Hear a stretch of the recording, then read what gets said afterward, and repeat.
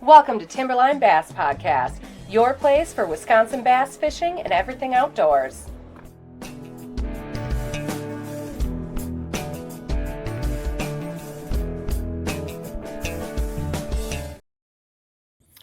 Hey folks, welcome to another episode of the Timberline Bass Podcast. Today we have a really neat episode. Our guest tonight is John Myhre. He's been a guide for right around 45 years. But what I think is so cool, he's also a radio host and a podcaster himself. So without further ado, here is John Myhre. How's it going, John? Pretty good. I mean, I'm not out fishing today, but I'm getting on the older side, so I'm only taking as many guide trips as I want to take because I keep as busy as I want to keep. But doing a radio show and stuff, I produce a radio show every weekend, and I used to actually one time I was producing 7 4-minute shows a week and a half-hour show, and I think for another one time since we started in the late '80s. We've aired over 10,000 radio shows, and we have over 600 podcasts up online right now. Wow, that from my standpoint, I mean, I understand a little bit more about the podcast and the radio, and that is a pretty staggering number. It is, and it's what I do. I mean, I've been a fishing guide for over 46 years, and we did some magazine writing and stuff in the past, and then back years ago when I started as a muskie guide, and that was my favorite fish. And over the years, I've kind of learned that I can't keep up with them, 20-year-olds out there anymore. I don't want to wake up in the boat in the morning or spend 16 hours a day chasing one fish. And I've caught some big fish. I mean, we've got some fish over 40 pounds, so we've got some big fish out of Wisconsin. What lakes do you primarily guide on? Pretty much everything in the Hayward area here, and we just a bass podcast. We've got some tremendous bass fishing up here, and that's kind of an overlooked thing. I also do a bass podcast as well too. And we add that as a separate podcast. The radio show is podcast, but we then do a bass podcast, and it's one of the most overlooked fisheries, and see, it's still, especially this time of the year, it's one of the most fun things you can go fish for because there's plenty of bass out there. There's some quality bass. Yeah, we try to make at least 1 or 2 trips up to the Hayward area every year, and every time we get back home, I'm from the Colby area, so my closest lakes are Otter and Miller Dam, and those lakes just get so piss pounded and used and abused. And then you go up to the Hayward area, and it's like the land of milk and honey. Hardly anybody fishes for bass up there. Well, not as many. There's getting to be more and more all the time now, but still, we're getting quite a few people, especially this smallmouth, because we've got some outrageously good smallmouth waters up here. But it's just like I was out this last week, and one day I guided for muskies a couple of days and panfish one day, but then I had a 2-day trip with another guide friend of mine, Billy Rosner, and we're after bass and just anything we could catch. The people wanted to catch fish, and the first day was just phenomenal. I mean, we caught just one after another, and a pile of those bass between largemouth between 14 and 18 inches, which is pretty cool, good quality bass fishing no matter where you go.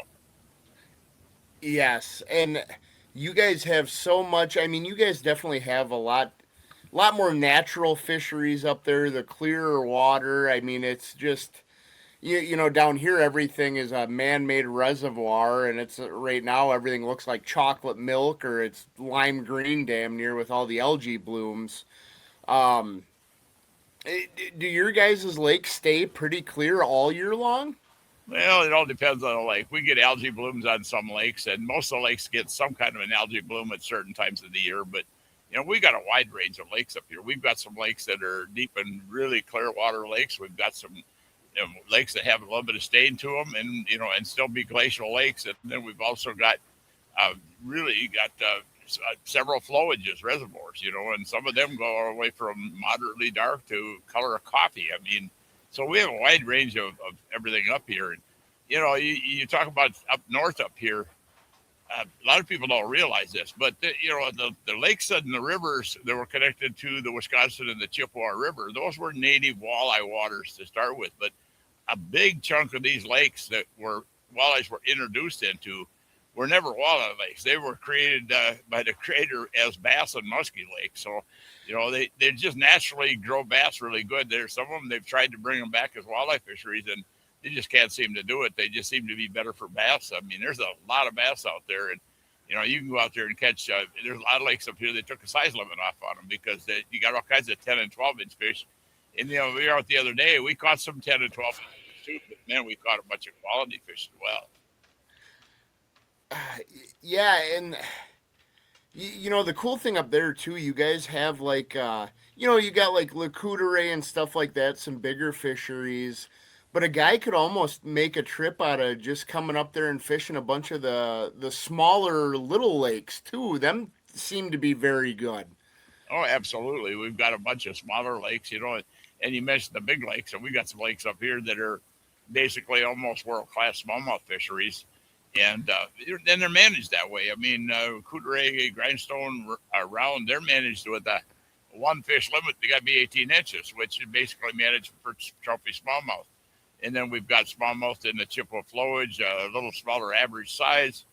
Up here on Moose, where I'm at up here, we have not as high a population density of smallies, but some real super tankers. I mean, 20 inch is a pretty common fish in some of these waters up here. So, it depends where you go, Yeah, I know Memorial Day weekend this year, we went up and we stayed on Owen Lake for a few days. And it was just, beautiful, gin clear. There must be some largemouth in there. We caught a few, but the smallmouth, I mean, I don't think we caught anything smaller than 2 pounds. It was just a blast. Oh yeah, and that's Owen is that way. Owen is really clear and it's got some pretty deep water in it. I think most of those lakes up there, even in Makagan and Owen and those lakes have some largemouth too. Most of the lakes do have some largemouth in it. It just depends on where you're going to look for them. I mean, even our big clear lakes like Round and stuff, they're getting some really nice largemouth out of those lakes, even though they're known for predominantly as smallmouth lakes. Yeah. So I kind of want to touch a little bit on, what is it that keeps you in that area? What made you decide to make fishing more than just a hobby? To spend that many years doing an outdoor show, doing a podcast, guiding, you really got to love fishing. Well, yeah, and if I could go back, I could tell you, I actually went through a bunch of school in the Navy as a sonar tech, electronic training, and I came out of that. I've been through all kinds of tech schools for outboard motors and motorcycles and that type of stuff, and even some automotive stuff. And I actually managed a marine business, and I owned a small marine business. So, I was pretty much into a lot of technical stuff before I started. And I just got to a point, I said, you know what? I want something that's more of a challenge. And that, I don't run into the same repetitive thing time after time usually. Fish just are a different animal to go after. So, it's the challenge of trying to figure it out. I mean, fishing is it's not only just learning, it's learning how to solve a problem that, when you're out there, because, every day the fish do something different and, they got a mind of their own sometimes. And you think they're going to do what they're going to do. Even if you pre-fish for something like a tournament, you go out there the next day, they're not there, Well, and, with your guiding and everything, how do you consistently put a client on fish like that? I was out on Miller Dam today and, I've fished it probably 3 times in the last 2 months. And one day you go out there and you just absolutely wail on them. I go out there today. We were doing a big bass bash tournament. We caught a handful of dinks and that was it. And I hit everything I knew. What do you go through in your head to be able to do that, to consistently get your clients fish? Well, you're dealing with waters that the waters, and the actually some of the good spots to start with and areas to start looking. But you need to look at your everything, weather patterns, and the time of year, and what the forage is. If you had any bug hatches, what the barometer's doing. Heck, I even watched the moon times to see where your minors and majors are and stuff, and moonrise and moonset, that stuff, because especially when you get stable weather like we've had here for the last couple of weeks. That stable weather, I mean, some of that stuff comes into play big time. Once you start getting not so stable weather and fronts moving through, and the weather kind of trumps everything, it takes over everything. But you got to constantly be thinking and working, and no matter what you do, you'll have bad days. I mean, the best guide out there can have a tough days. I mean, the guy they called Mr. Walleye one time, I was watching him doing a talk to a guy, and the guy asked him a question. Gary Roach, I'm talking about. The guy asked him a question and says, "Do you ever get skunked out there?" And he stood up there and kind of scratched his beard a little bit and says, "No, I can't ever think of a time I've been skunked." He said, "However, I do run out of time on occasion. There's a million things to try, but you just can't try them all in one day, man." I've never thought of it that way, and that is a really good point. Yep. Now you used to do some writing with for like Al Linder and that kind of stuff too, didn't you? Well, no, actually, I wrote for Muskie Hunter magazine, one of the first field editors. I wrote for Esox Angler. I've contributed a couple other articles here or there. My only involvement with Al Linder and those guys are back when they used to have this thing called Camp Fish over by Walker, Minnesota. It was a kids' camp. They had, two events in the fall that were for adults to go to. They were fundraisers, actually, for getting kids from, like, the inner city, I believe, and stuff to sponsor to go to kids' camp. But Al invited me every year pretty much to go over there and guide for the guys who wanted to go muskie fish, because always going to be somebody who wanted to muskie fish, and he knew that. So it was, 4 or 5 of us that were invited just to do that, So that, and I've got to be friends with a lot of people in the whole fishing industry over the years. Just you do this stuff long enough, and you run into people, you meet people, you get to be friends with them. It's a whole lifestyle thing, and that's what fishing is, and fishing guiding, and if you're going to be a pro angler or a tournament angler or whatever you're going to be, it's a lifestyle. I mean, it's not something that only a few guys make a real lot of money on it. That most guys, they can just get by, and it's something they like to do. Yeah. Do you ever get guys up there that are pre-fishing for tournaments and hire you just to kind of get an edge that way? Yes, I've had that. I've had that happen several times too. And there's getting to be more and more bass tournaments up here, and I'm kind of on the fence on whether I like that or I don't like that, because sometimes they pretty much take over a whole boat landing, and most of the guys that are in that, they're pretty good guys, but you'll run into some that that feel like they're overprivileged, and then to catch and release. I wish a lot of these tournaments, I don't care what tournament it is, I wish they went to all of this boat side release stuff, in the boat rather than hauling back into, because fishing pressure and fishing mortality, no matter what species you're at, is having an effect. We've got things have changed so much over the years. We've got better equipment. We got more knowledge. I mean, there's those of us out here that were at the beginning of all this stuff, and that puts me in that category too. I mean, that was what we did. We tried to teach and educate, and then you've got nowadays a kid can learn to be an excellent bass fisherman just going online and watching a lot of YouTube videos. But, that all has an impact on the fisheries. And, it's getting to the point where I keep saying this all the time at the radio show. It's gotten to the point now where every fisherman out there needs to back up and think and say, what can I do better to help the fishery? It's not just say, heck, it's the DNR's job, because now it's everybody's job out there, because how we handle the fish, how we, I watch guys all the time catch a bass and whip it through the air and flop it into the water. Let's take it a little easier on these. Some of the bigger bass, they're old fish, and like throwing me in the water from 10 feet up, I ain't gonna like it very well either, Yeah, no, I definitely do feel like anglers really need to look at the personal responsibility side of things. I mean, this is something we all love, and the DNR can't do it all on their own. They're not watching you. You got to do the right thing when nobody's looking. Yep, and that's coming down to where there's a lot of club stuff, and that stuff needs to be.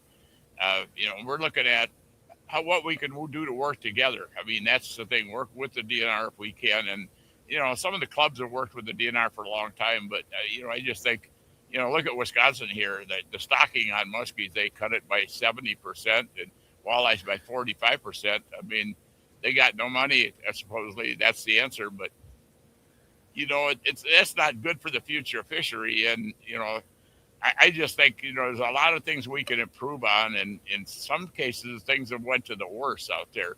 I mean, we're sitting here doing a podcast, and basically it's probably part of social media, and social media can be really good, but it could also be one of the worst things that happen to our fishery because, I see people out there catch a really nice muskie and have it out of the water for like 5 minutes, taking 8 million pictures of it. And I've even seen them pass it off to another guy in the boat for pictures. And, that fish, we'd be better off if we went back to the way we did it originally with muskies, for instance, releasing them at the side of the boat. Don't bring them in the boat. You don't have to be measured down to the last quarter of an inch. And if you got bass, we don't need to weigh every bass to find out how big it was and, measure every one down to the last inch. The fun is catching the fish and the challenge of figuring out what it's going to take to catch that fish. And then if we can put it back where it can be there to somebody else to catch later, I mean, that's even better. Yeah. One thing I'm really excited to see where it's going to go, Bubba Scales came out there working with MLF. They released it now. I haven't had a chance to play with it, but for the score tracker that MLF uses for their catch-weigh release format, that's now available to the public. So within all reason, a lot of these clubs and tournaments could be ran that way. And then it opens it up. You can run the standard 5-fish limit. You can do every fish counts. It keeps track of everything. Like, it's such a neat idea. The only issue we're having, I've brought it up in my club a few times that we should do this, but the scales are $250 a piece and guys don't want to buy them. Well, I don't know what the answer is there. I know we have a local bass league up here, and I've actually fished that a couple of years, and I'm not a big fan on tournaments, so I didn't fish very long. I kind of lost interest real quick, but they're bringing the fish back. The weigh-in is a big thing. I mean, people want to be there for the weigh-in and stuff, but it's we're losing some fish doing it. I mean, we can talk about how we do to take care of these fish and everything else, but that's a lot of stress on the fish, especially when it gets warm in the summertime. Yeah. And there's nothing worse on them than throwing them in a box and bouncing them on waves for 8 hours running around. I mean, I try to keep some ice in the live well. I run G-Juice and stuff like that just to give them every possibility I can to put them back healthy. But not everybody has that mentality either, unfortunately. Yeah, what you don't know, too, is you get delayed mortality. You don't know. The fish can swim away looking just healthier than heck and fine and be dead the next day. And a lot of times those fish don't float. I mean, they maybe come up later float if they had something to eat. But if they were running on an empty stomach, a lot of them just lay on the bottom. So you never see the evidence of what happened there. So, it's a factor we need to look at. The tournament thing is something we really need to look at, too. And, I don't want to alienate the guys out there fishing tournaments, but, it's all part of it. And I think, no matter what we do, we're all going to have to start thinking about what we're going to do to try to improve the fisheries because, the bass fishery seems to hold its own for the most part because it doesn't get stocked or anything. But still, I've seen fisheries go downhill really fast, when and especially where they started encouraging a harvest of smaller fish. And that's a factor, too. I mean, you could have too many small fish in the lake and not wind up getting any bigger fish. As far as the management of the bass strategy. And, that can affect other fish like walleyes and stuff too. Too many of the small predators out there. Yeah, and it is such, 10, 20 years ago when I was younger, there weren't near as many boats on the water. I remember being able to go fishing on a Tuesday and be the only boat out there. Now, I any day of the week, there's 15 boats on any lake around here. Well, it's not just there, it's everywhere. I got friends in northern Minnesota tell me the same thing. It's like a Wednesday is like the busiest Saturday you're going to run into. Ever since the COVID, there seems to be more people out there, and they're not all fishing. There's a lot of them that are out there. They're just recreating. And, now we got to deal with things like these wake boats out there and just all that stuff going on in the water. And it all has an effect on the fisheries, too. Even, they talk about the wake boats tearing up the bottom in shallow water, and I can think of one lake up here where this kid runs up and down this lake that, heck, the lake ain't but, a few hundred yards wide and it's 20 feet deep at the deepest. You got to believe that he's tearing up some weed growth with that wake boat, So, there's just so many things that I don't know if we're ever going to get past that. But just the water usage out there, you're right, is phenomenal from where it was even 5, 6, 7, 8 years ago. and I'm so torn on it. I love that there's more people getting involved in fishing in general, but but at the same time, I miss being able to go out on a Tuesday and not have 20 people up my rear end. Like it kind of it's a catch-22. Oh yeah, and you got to watch it too because there's a lot of people out there in pontoons and stuff that are driving around there not really that all experienced at running watercraft. So we've had some pretty bad accidents on different lakes up here too, and a lot of that, some of it might be the drinking factor on some lakes and stuff, but there's also the factor is that people just don't know the rules of the road when it comes to you can be coming down the lake and you try to go to the right to somebody and he turns to the left right in front of you, and he should have went to the right and went around you. That's the rules of the road, but they just don't know it. I mean, and they think when they're on the water is everything's safe. So it's not. You've got to think twice and three times sometimes. Well, and I don't know how often I'll see like Miller Dam's a good one or Otter around here. There's some areas that are pretty big stump fields. Like you could not pay me to run through them. And I can't tell you how often I see some absolute moron in a pontoon drinking a Busch Light, having a good time, and just goes flying through that stump field and doesn't touch a single one. I know if that was me, my lower unit would be laying in the bottom of the lake, but they seem to make it through just fine. Well, I mean, worse yet, I've watched them pull water skiers through that kind of stuff. So it's like, oh man, yeah, it's I see it all the time. I see it on the Chippewa Flowage quite a bit because there's a lot of pontooners and partiers out there now, and they'll run across a shallow rock bar and I cringe, I'm waiting for the crash, and I don't hear anything. But if I tried it, I'd probably take the lower unit off, So Yep, that's always my.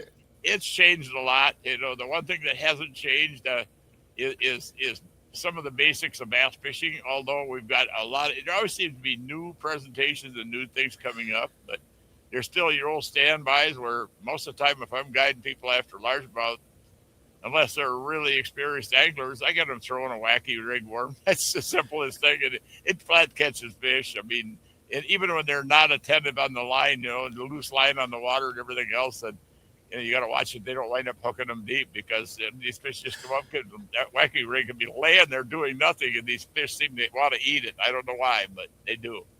Yep. Yeah, that and shaky head are always my old go-tos. It doesn't seem like people throw them as much anymore, but they still catch fish.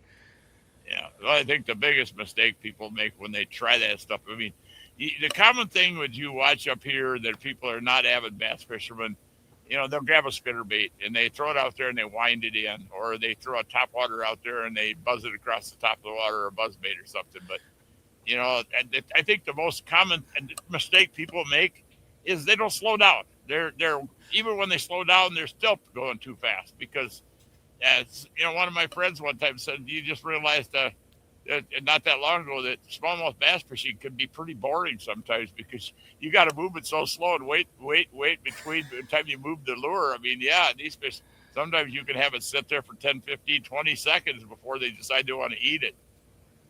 Yeah. Well, and I think that's so cool now too with live scope and stuff. You can, I don't know how many times I've thrown a Ned rig out there and you watch a smallmouth look at it, like you said, 15, 30 seconds, and all of a sudden they get a hair up their ass and pick it up and swim off with it. Yep. How many times before live scope I probably would have just reeled it up and moved on. Yeah. Well, live scope and forward facing sonar, I run Garmin live scope units on my boat. I also have a Lowrance Eagle Eye 9 is a portable, but they that's a double-edged sword out there. There's been some damage done with those units by people that really don't care. They don't pay they don't pay no attention to what they're doing.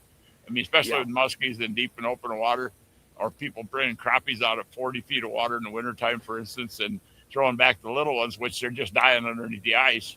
So there's going to be some damage done, but if the guy uses it correctly, and there's so much you can learn about the fish behavior and how fish react to your presentations. I mean, a good example is, if you're watching fish down there and you got a Ned rig out there and you got one fish at it, man, you're right. He could look at it for 30, 40 seconds before he decides to eat it, if he decides to eat it. You put two smallmouth down there looking at it, there's a better chance that one of them's going to grab it quicker. And if you got half a dozen of them looking at it, it ain't going to sit there 10, 15 seconds. One of them's going to get it. It's just they get greedy. I think they want to get it before the other guy does. So. Yep. Uh, Another cool thing I absolutely love doing too is topwater fishing with smallmouth with live Ooh, scope. yeah. Watching them come out of 10, 15 foot of water like a torpedo and just, truck a spook is the coolest thing ever. Oh yeah, we've got lakes up here like Round Lake and Coudray and Grindstone where I've seen these fish come out of 20 feet of water and watch them on a live scope come up to just bonsai a topwater bait. But it's usually a bait that is moved a little bit and then stops and sits there a little bit. It's not usually a bait that's just moved hot across the water, and they will hit that sometimes when a bait's moving fast. But a lot of cases, you'll get more fish if you stop it, you twitch it a little bit, and you leave it sit there, and they'll come up on it. Yep. No, there's definitely something very special about the Hayward area. I mean, we've got a lot of river smallmouth and stuff down here, but even our lake smallmouth fish different than the ones up by you guys. Oh, yeah. I don't know what the big difference is, but there's a difference. Well, rivers are different than lakes, and flowages are different than your clear lakes. I mean, your clear lakes right now, if you go out there looking for smallmouth, you're probably not going to be fishing any shallower than 12 feet out to 25 feet or maybe even deeper. And you go on the flowages, and you better be a good caster. I mean, I got a couple lakes I go to. You better be able to pinpoint, put a plastic right up against a log or a stump, because if you're 6 inches away from it, you ain't going to get that fish. And they hold that tight, and they're in 2 feet of water. I mean, it's literally, And then the other hand, other times, I mean, these same lakes I'm kind of talking about, we can be musky fishing, and we're pulling a 6 inch, 7, 8 inch bait like a fat bastard, and Yep. a smallmouth just bonsais it. But when it usually happens that way, it's usually a 20 to 22, 23 inch smallmouth. Yep. Well, and too, vice versa. I always, nothing against the muskie guys, but there's been how many times we've been fishing a tournament and there'll be a muskie tournament going the same day. And, we'll be fishing side by side a muskie boat. Next thing you know, you hook into one on a bass jig and you pull in a 40-some inch muskie, and the guys are just pissed. And here they're chucking around pounders. And you almost feel bad. I'm just throwing a dinky little bass jig, but. Fish will hit all different size lures. I mean, it was amazing. Last year I was pan fishing and down on the Chippewa flowage, and I fished a lot of like 64,000 jigs on fluorocarbon leaders with, a little 1 inch gulp minnows on them. And this lady says, I got a fish. And I looked up and said, no, I think he snagged the log on the bottom. And I grabbed the rod hook. No, by golly, you got a fish. She played around with that thing in the front of the boat for probably 10, 15 minutes. And finally it started coming up, and she was on a 5.5 foot ultralight rod. It shot underneath the boat, went airborne behind the boat. It was about a 48 inch muskie, had that stupid 1 inch gulp. I mean, it depends on where it is on the fish. If it's in their face and it's small, they'll eat it. I don't think, and this is one of my theories, and it's what I feel, is that it's the size of the forage dictates a lot of times how far a fish is going to go after it, what they're going to go after. If you've got a little 1 inch bug or something, you can take a 3 pound smallmouth, for instance. He may not want to swim 6 feet for that thing, but you take something that's like a 6 inch minnow or a crawdad that's 6 inches long, he might go that 6 feet after it. So it all depends on. It comes down to energy gained, and there's a whole biologist theory on this too. And I don't remember the name on it, but my biologist here, I've talked to him, I have it on a radio show a lot.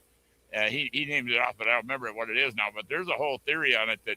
It comes down to energy gained for energy expended, and these fish, that's how they operate, So certain times of the year, they'll go after bigger items, and sometimes they won't go after a small item unless it's right in their face, Yep. One thing, too, I'm kind of curious, do you see it a lot guiding like when I take my wife fishing, we were out a couple weeks ago and we were fishing deeper wood, and I tied a shaky head on her, text pose so she's not hanging up. And I told her, I called it a shaky head, and I assumed she had been watching me fish one. And she's catching fish left and right, and I'm really not paying any attention. All of a sudden I look over and she's just throwing it out, holding the rod straight and reeling it in and twitching it like she looked like she was having a seizure. It was actually pretty comical. But she's just whacking them on it. And here I'm sitting there fishing it the right way, picking it up, shaking it, setting it down. How often do you see it with people that don't have the experience kind of doing weird stuff and still manage to catch fish doing it? All the time. All the time. I mean, I get people all the time. You hand them a rod with just a simple wacky worm on it, and they throw it out there, and they got 10 foot of slack line laying on the water with that spinning rod. You got extra line goes out, and they don't tighten the line up, and they still catch fish. The fish will come up and eat it. They're just. I think when you're guiding a lot, you see a lot of that. I mean, crappies and stuff, and I mean and some people just don't know what a bite feels like, and you got to try to teach them that. I mean, I had. One of my favorite little stories is I had a guy and his wife out a couple, 2, 3, 4 years ago, and we were fishing, like 19, 20 foot suspended down for crappies, and we were fishing with little tiny jigs like I like to do, and he's up in front of the boat catching fish, and I decided to fish a little bit, and my big guy boat is a 1875 London Impact with one single console on it, and I was fishing off the side there. I got live scope pole right there and everything else, and I catch like 3, 4, 5 crappies, and she looks and says, "What do you got different than me?" And I said, "Nothing here." And I wind in, I hand her the rod, and she takes that, and I take her rod, and I catch 3 or 4 crappies, and looks at me, she says, "That's me." And I said, "Yeah, you're getting bites, you just don't know it." And that's common. There are a lot of people get bites, they just don't know it. And that's not a fault of the people. It's just, it takes time. You do anything long enough. I don't care whether it's fishing or whether it's, golfing or anything else you do in life. It takes time to get good at something, and you don't just get good overnight. If you get good overnight, you're just plain lucky, and that happens too, Yeah. Beginner's luck is definitely a thing with fishing. You do see it a lot when you take new people out in the boat. Yeah, well, that's always been my philosophy as a teacher. I mean, back when I started guiding, I actually had on my boat, it said John Myhre, fishing guide and educator, and some of the old guys, a couple times they said, "Hey, it's your job to teach the people. Your job is to take them out, catch their limit of fish, go back to the resort and clean it." And they didn't know where they were, so they had to hire you the next year. And I said, "No, that's not the way I want to operate, And I've always tried to be a teacher and educate people on fishing because, that's nobody can do everything, without some help sometimes. And the more you can help people to try to catch fish, I mean, it's to me, it's the teaching aspect that's part of it. I mean, I would rather be out there teaching somebody in the boat and trying to share the experience than be fishing by myself, for instance. Yeah. I did kind of want to ask you too. So with the radio show, how did you get started with that? That's a funny story. I was over to Campfish guiding muskies, and we were down a little bitty lake south of Leech Lake area. It's called Baby Lake. Got a bunch of little structure and humps and bumps in it. And we were out there fishing muskies, and there was a boat ahead of us that was filming, and you could see they had a big old Ikegami shoulder mount camera on the shoulder. And I get back to the camp that night, and this guy comes strolling up to me and sticks his paw out and says, "Hi, I'm Tony Dean. Who the hell are you?" And I'm like, I said, "Okay, I told you." And I said, "Why you ask?" He says, "We were the boat filming muskies, and we never saw a fish. And you were back there. Every time we looked back, you guys either had a fish on or you were figure eighting a fish, and you were seeing fish." He said, "I want to film TV shows with you." So to shorten the story up, Tony came over here. We got to be really good friends, and we started, we were, filming some TV shows, and I got a bunch of guide work out of that. And at one point, Tony was big in the radio too, and at one point, Tony looked at me, he said, "John," he says, "You got the voice for radio. You should do that." And he kind of mentored me, told me what I needed to do, and taught me a lot of what I needed to do on that. And ultimately, I mean, I did actually teach him a couple of things, because I remember one time I was at an outdoor writers conference, and I handed him a set of earbuds on a short 3.5 minute show. And he said, "You learn real quick." And I said, "Yeah." He said, "What do you mean?" He said, "Well, you rang the cash register a few times in that 3.5 minutes. And I said, "Yeah, but," I said, "how many edits do you think were in there?" And I didn't hear any edits, because where we started, we were cutting and edited reel to reel tape. Is that what we were doing? I mean, then it went to cassettes, and it was the hard way. And I said, "No, there's like 20 some edits in there," because I switched to digital, and apparently I was probably one of the first people in the whole outdoor industry that started doing digital audio, editing digital audio. So that's what I've been doing ever since. So, it's just you get, you start doing it long enough, and I guess like back when I said about you doing it long enough, you get good at it. Yeah. What would you say are the biggest differences between doing radio and doing a podcast?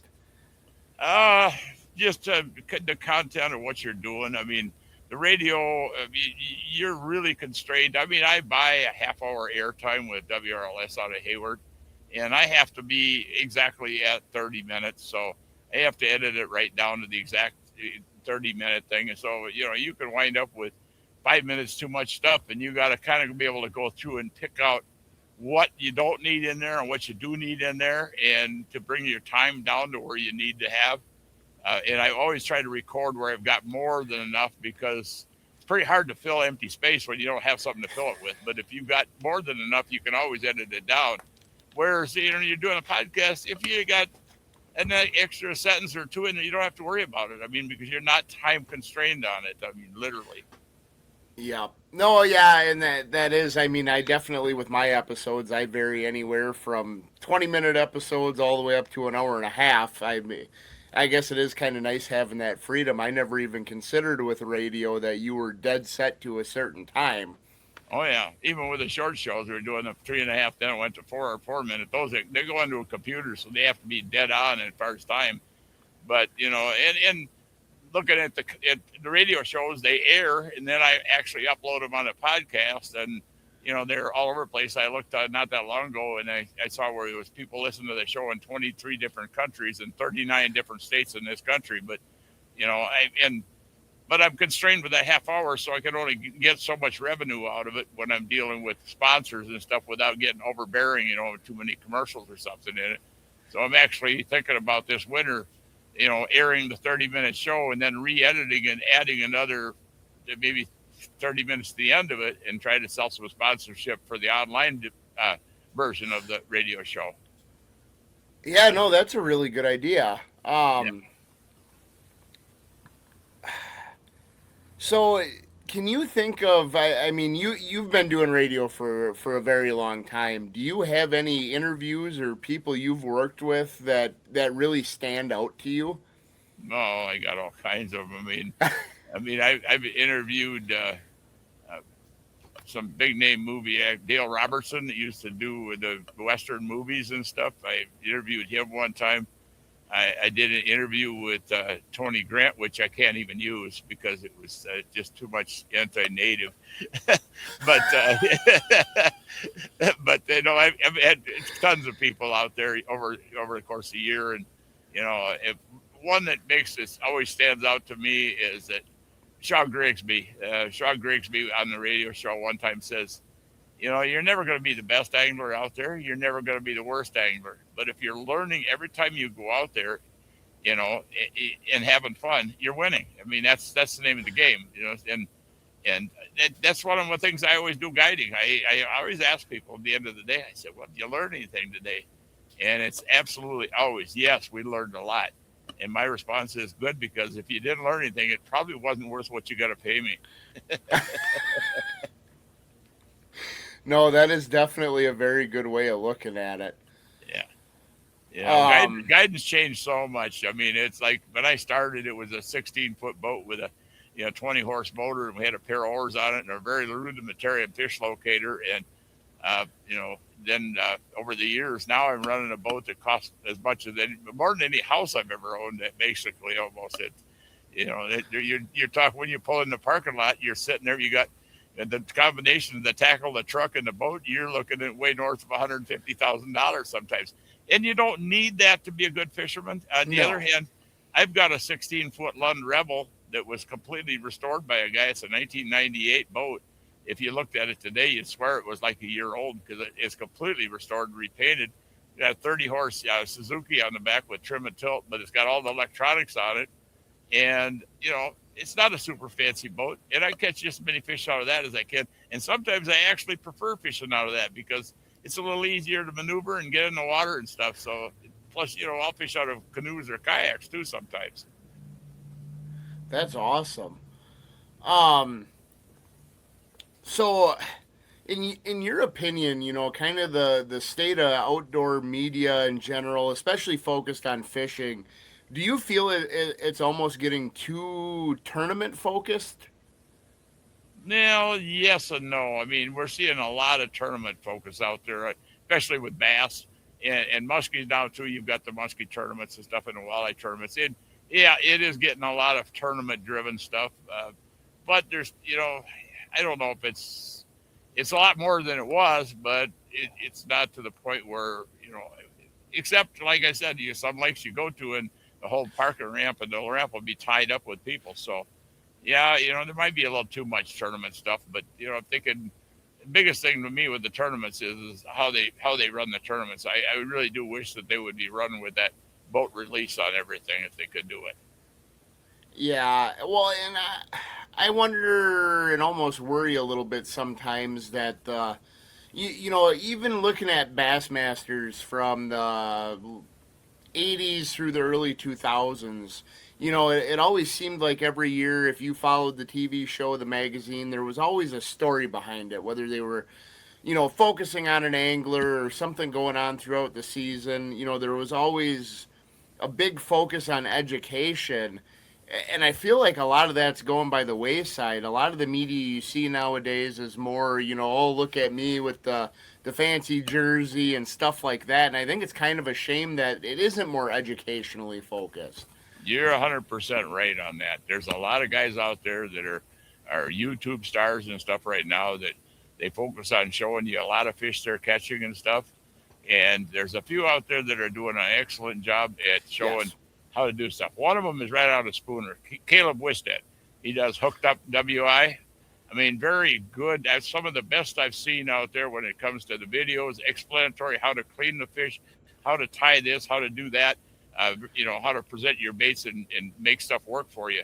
And I wish more of the guys would be doing that, and social media, like I said before, it could be a double-edged sword. It's got its good points and it's got its bad points. And there's a lot of people out there that are trying to be superstars on social media by just showing you catching a bunch of fish. And we need people out there to educate people on not just how to fish, but, handling a fish, what we can do. I mean, that's some of the stuff I've tried to do for many, many years out there.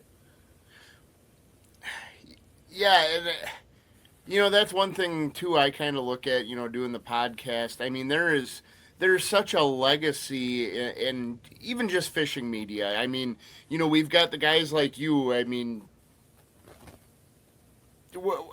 all the whole younger generation we're standing on the shoulders of people that came before us, and I feel like there's such a lack of integrity nowadays with some stuff, where even looking back at the old Bill Dance shows, Jimmy Houston when he had his show, In Fisherman's another good one. Everything was about teaching. Everything was about giving the most honest things that they could, and I feel like we're really losing that at sometimes. You're talking to one of the guys that was right there with all that stuff. I mean, I've been 46 years. I mean, that whole stuff started about, 50 years ago was when we saw the big revolution in fishing with electronics and everything else. And, I was fortunate enough to be able to get into it and had a real good knowledge of the electronics. And it was stupid because, when I first started, I knew the technology of sonar. I knew the capabilities of it, but yet I would go out there fishing and I always felt that if I was sitting there looking at that flasher or that liquid crystal graph too long running around the lake, people are going to think, well, this guy's lost. He don't know what he's doing. Until I basically talked to a lot of pro anglers out there and said, we don't even wet a line until we find the fish electronics. And that's how good the electronics is nowadays. It's phenomenal at finding fish. And it don't always make a bite. Finding the fish is the easier part now with the electronics. It's finding a presentation that's going to work for you and everything else. It's a big puzzle sometimes to try to figure everything out. It can be very frustrating. But to me, it adds a new layer to the puzzle. Like you said, now a guy can focus more on the presentations and stuff like that, and it definitely changes things a little bit. Yeah, it's been a whole different thing for me, and I mean, I'm getting, I'll be 79 here as we're recording here in another couple of weeks. So, I'm getting to where, I'm going to try backing away a little bit. I'm not going to back away from doing the radio and the podcast because number one, I really can't afford to. But number two, I don't think my job of teaching is done yet. I'm trying to teach as much as I can. And some of the conservation issues and stuff I'm trying to work on too. And, you know, been there doing it a long time. It's so darn long sometimes that, people walk up to me and they recognize my voice and they're from halfway across the country. Are you John Myhre? Yeah. Well, okay. Well, we recognize the voice. We didn't know you, but we recognize the voice. But when you do that much stuff out there, it's kind of funny too. Yep, I will. I had my first experience last weekend. We were pre-fishing and there was another tournament going on, and I had guys recognize me at the tournament. Oh, you're so and so from that podcast, and it was a really neat feeling being recognized like that. Yeah, it can be embarrassing sometimes too, though. Yep. I had an experience here a couple of years ago. There was people all over a boat ramp and people down there, and it was a pretty busy boat ramp, and there was a young couple there with a small fishing boat. And I come walking out. I said, "I see you're taking the family out fishing." And he looked at me and he says, looked at the people up there. He says, "Folks, we got a legend here." And I said, "What do you mean legend?" I said, "Legends are people that aren't here no more." But he said, "Well, we listen to your radio show all the time." It can get embarrassing too, sometimes. But you do what you got to do, And like I said, I'm not done until I get to the point of pushing up daisies, man. I have too much fun at doing what I do, and I really enjoy it. And I just feel I got a responsibility to teach as much as I can. And now the big focus is on all the conservation aspects and the part where I go back to where I said it's now beyond the point where this is only a DNR job. This is individual anglers need to get involved in doing things too. Yeah. Well, John, I told you I wouldn't keep you too long. So before we go here, if you would go through and tell everybody where they can find you as far as the guide business, your podcast, how they can find your radio show. Well, my main website is WISCNorthlandOutdoors.com. It's a pretty long website address, but the back door to it, go to the radio page. It's pretty simple. It's WNOradio.com. I'm on Facebook. I've had a few videos out there on YouTube too. I don't do a lot of it, but we're pretty much out there on social media. But I'm not a person that posts all the time, constantly on like some of the people do on social media. The radio shows wind up on Facebook all the time, and then I got a whole pile of followers that right away they come up. Usually we air the radio shows Saturday morning and then Monday evening, and then Monday evening or Tuesday evening I upload it onto the podcast. And then I actually had a huge number of people that actually listen to it that way, because heck, you can listen to it going down the road.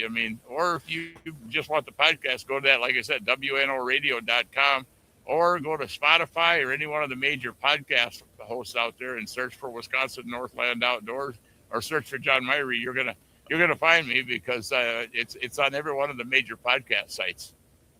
Perfect. Well, I want to thank you very much for taking the time out and talking to me today, John. I greatly appreciate it, and I'm thankful for the opportunity. You've got such a cool story, and you've got your fingers in every aspect of fishing, and I think that's such a neat thing. Well, I ain't even begun to get started on the story. We could tell you lots of stuff went on. Really, we moved up here, we had nothing, and we wound up running a resort for 10, 12 years we owned, and I could go on and on and on. But, it's just you get the tip of the iceberg, because it's been a life experience and a real journey going through this. But it's been a lot of fun and met a lot of really cool people, and and hopefully I've done some good on stuff too, I hope. Well, I would definitely, you are welcome anytime. I could talk to you for hours. Like you said, I'm sure we have not even touched the tip of the iceberg, the stories you could tell. So by all means, I would love to have you back on, and we could definitely dig into some other stuff another day when you got some more time. Oh, yeah. Okay. Well, we got lots of fishing stories. I keep being told I should write a book, but I just never have the ambition to sit down and take the time to write one. But All you know, righty. it's just and the way fishing has changed so much, and a lot of it the good, and there's also some bad in the changes, you know. And I'm trying to do the best I can to offset the bad if I can, you know. And you know, and I think literally I'll go back to it again. I think one of the most damaging things happen to fishing out there is the social media, because there's just a lot of fish get overhandled and stuff for social media. You know, muskies are fish, and muskies especially, or big bass. How many times have you seen guys that try to hold 4 or 5 bass up in two hands, and you know how many wind up flopping around on the floor, banging their head when they get dropped on the boat, you know, and that stuff. That's not good for the sport. It's not good for the fishery either, you know.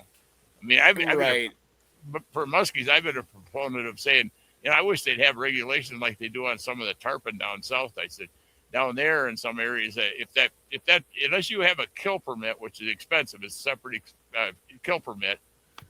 Tarpon, if it's over 40 inches, you do not bring it out of the water or lift it out of the water. You release it in the water. And I wish they would do that with the muskies too, because you know those bigger, older fish are the ones that die pretty easily if they get overhandled. Well, and too, we see it a lot in bass fishing. The guys that will spend all day driving around with fish in the live well, trying to get 5 of them to take pictures with, or you know, or they'll run across the lake to take a picture with their bass in a pretty spot or whatever. I mean, it's totally unnecessary. Snap your picture quick, put it back. I'll tell you a funny story real quick as we close here. There was a guy on one of the lakes up here, and it's got some big smallmouth, and he had a whole bunch of, it was like opening a fishing day, which that's not even legal to take smallmouth out of the water because it's not open yet.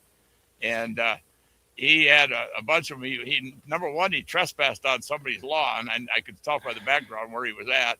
And he was holding a bunch of big smallmouth up, and he had 4 or 5 of them laying on the grass. And he was flashing that picture around in the bar, and some fly fishing guy took a picture of his phone and sent it to Warden, and the guy got nailed for it. No kidding. Good. Yeah. Good for that Warden. It would be nice if we would see a little bit more of that. Yeah, but that kind of stuff, bragging stuff, it's uncalled for, really. But you know, and thankfully we don't see. Not everybody's that way. I mean, but all you can do is have a few guys can do a lot of damage for the people that don't do the damage. You know. Yeah. I mean, I definitely take pictures of fish and stuff too, but I have a million times more pictures than I post to social media, and a lot of times, you know, it was a cool situation, just a memento of the situation. I don't care what anybody thinks. I don't need to show anything off to anybody. I know what I can do, you know, and I wish more people had that mentality. Oh yeah, you know, I the other day when I was out, we caught a pile of really nice largemouth, and those pictures aren't online. I mean, I got them on my phone. I could show you on the phone here, but you know, there's a bunch of really nice fish on the phone here, but but they're just you can check that out. Oh yeah. But they're not on social media. They're sitting on my phone, so. You know. Yeah. Anyway, I better let you go here, and I got to get out here. I got to record a radio show tonight with Kyle Sorensen if he's still around. If he didn't hang on the lake yet too long, but sounds good. Well, thank you very much, John. I look forward to talking to you again. Okay, thank you. Thank you for watching the Timberline Bass Podcast. Please like, share, subscribe, tell your friends, comment, all that normal stuff. Thank you very much for your support.